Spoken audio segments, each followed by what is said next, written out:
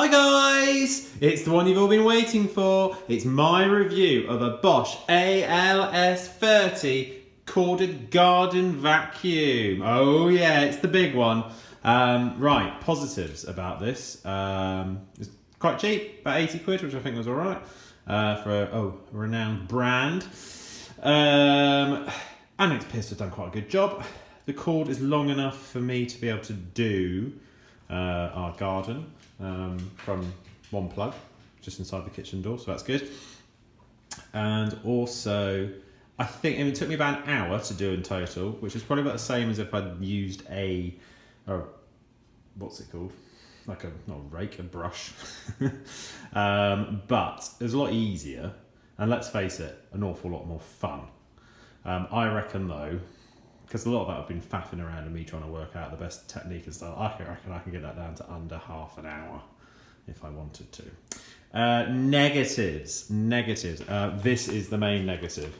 I knew when I was buying it that this would be a pain in the arse, and even in my straightforward shaped garden, it's still bloody annoying. But the wireless or cordless ones are more expensive, and since I'm only going to use it about twice a year, I decided to just put up with it. If I had a bigger garden or a garden with lots of bends or a funny shape, I would probably go for one with a battery, or maybe even a petrol one. The other negatives, a lot of invertebrates died today with doing the vacuum function. So it does churn them up when you blow all your leaves into a corner and then you suck them up. You change attachments and you suck it up, and there's a blade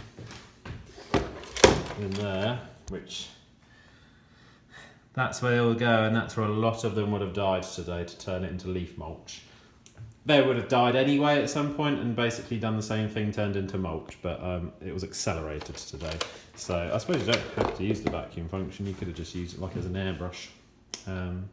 But yeah, I'm glad I got it. I think 80 quid, that's pretty much, it's all right.